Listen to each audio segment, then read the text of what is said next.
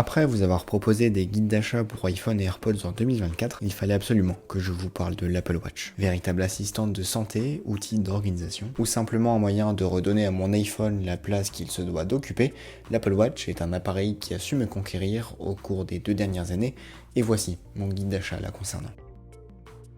Et comme à mon habitude, j'ai découpé cette vidéo en 3 parties. Une première expérience, un renouvellement et un renouvellement pour les sportifs vétérans. Je crois que j'ai tout dit, alors nous pouvons commencer. Mais avant de voir quels sont les modèles disponibles, voyons quels sont les paramètres à absolument prendre en compte avant l'achat d'une Apple Watch. Avant toute chose, sachez qu'il faut impérativement avoir un iPhone pour utiliser l'Apple Watch. Ensuite, il y a très souvent, comme vous le verrez au cours de ce guide d'achat, 2 options proposées.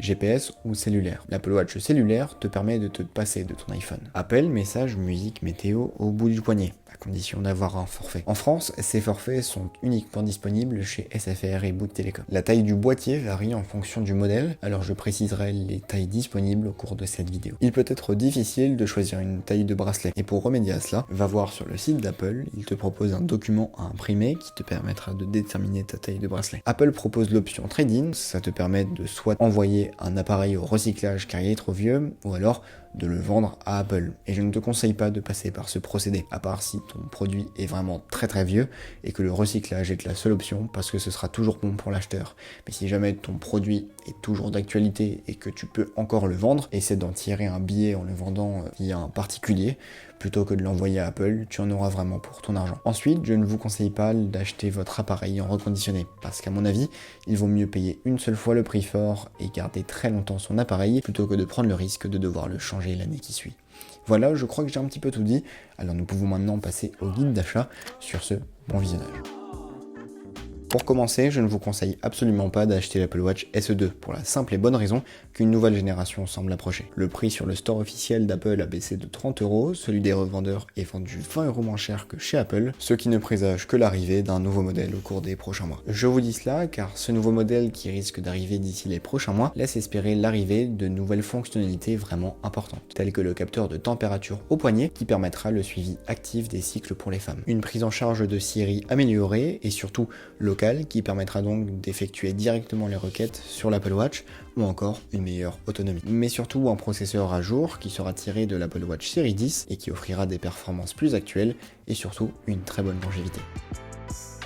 Je conseille l'Apple Watch Series 10 à celles et ceux qui, d'abord, savent qu'elle leur sera utile et qui veulent changer à cause d'un modèle qui commence à montrer des signes de fin de vie. Alors attention, il se peut que ces signes de fin de vie soient la conséquence d'une batterie vieillissante. Alors vérifiez l'état de votre batterie avant d'envisager tout changement d'appareil. Et si l'appareil concerné est une Apple Watch Series 6, 7, 8 ou 9, eh bien, changez la batterie car l'upgrade ne vaut vraiment pas le coup. En revanche, si tu as un modèle inférieur à l'Apple Watch Series 6, eh bien l'upgrade, il vaut carrément le coup. Son écran OLED LTPO3 de superbe qualité, à la luminosité allant de 1 petit nit à 2000 nits, et à l'angle de vision délirant saura vous séduire. Il est aussi Always on Display, mais cette fonctionnalité est bien trop énergivore pour être présentée comme un atout. Mais cet écran offre surtout une surface d'affichage absolument folle, qui prend la totalité de la façade avant, alliant design et ergonomie, et sa finesse absolue renforce cet atout. Les haut-parleurs changent cette année avec une miniaturisation couplée à la possibilité d'écouter du contenu audio à l'aide de ceux-ci. Alors leur qualité ne vaut évidemment pas une bonne paire d'écouteurs sans fil, mais notons tout de même que c'est présent et c'est toujours bon à prendre. La puce S10 assure une longévité de 6 ans, soit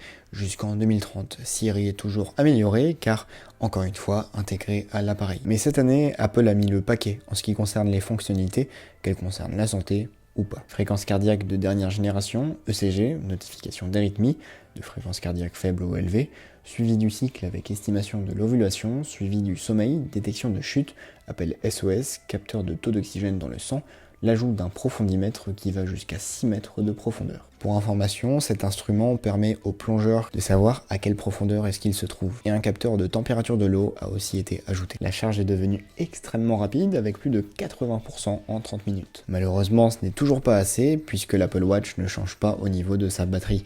Toujours 18 heures d'annoncé. En gros, une journée et demie, grand maximum. Et le prix, lui, est toujours aussi élevé. En bref, c'est une Apple Watch qui s'adresse aux personnes qui ont les moyens de s'offrir ce genre de montre connectée pour un prix élevé.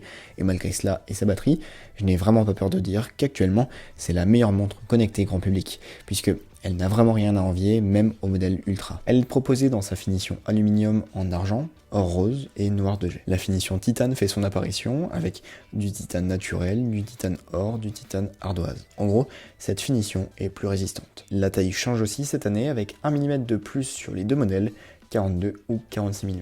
En aluminium, ça vous fera en GPS 449 € ou 479 €. Et en cellulaire, 569 ou 599 €. En titane, ce sera 799 et 849 €. L'argument phare des Ultra est d'offrir une résistance hors norme, grâce à des matériaux de grande qualité comme du titane et une finition irréprochable. Et donc des fonctionnalités de santé et autres supplémentaires, comme celles citées précédemment, et une connexion cellulaire, ou plus précisément cette année, des fonctionnalités plus poussées, comme par exemple une autonomie 2 fois meilleure et un profondimètre qui va jusqu'à 40 mètres de profondeur. Et finalement, le principal défaut de cette montre est sa taille unique de 49 mm, qui pénalisera un nombre non négligeable de personnes. Et un processeur qui n'équivaut pas à celui de la série 10, mais ça, ce n'est pas si grave. Et bien que 2 fois plus performante en termes d'autonomie, eh bien, elle n'est pas convaincante pour une montre de ce gabarit. En bref, d'un point de vue possibilité et surtout résistance, c'est indéniablement la meilleure Apple Watch à acheter cette année. Cependant, son tarif élevé, sa taille unique et son processeur qui a maintenant 1 an ne me permettent pas de vous la recommander, à part si vous en avez besoin. Parce que si vous êtes tenté de la prendre pour son autonomie, tournez-vous vers des montres connectées de la marque WeThings, qui ont un look moins geek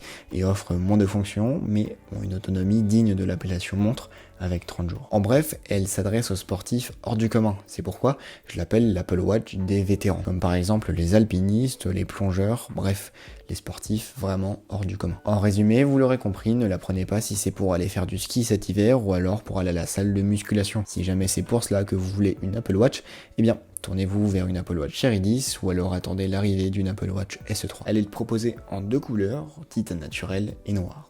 En une seule taille unique, comme je dis, 49 mm et un prix unique qui est surtout élevé, 899 €. Finalement, et là, je m'adresse à celles et ceux qui ont déjà une Apple Watch, eh bien, ce n'est vraiment pas la bonne année pour changer son Apple Watch. Alors, si je peux vous donner un conseil, c'est vraiment attendez l'arrivée de l'Apple Watch SE3 et de l'Apple Watch Ultra 3. Merci d'avoir regardé cette vidéo, j'espère qu'elle vous aura plu et éventuellement aidé. Si c'est le cas, n'hésite pas à me le faire savoir en commentaire, en likant, en partageant et en t'abonnant.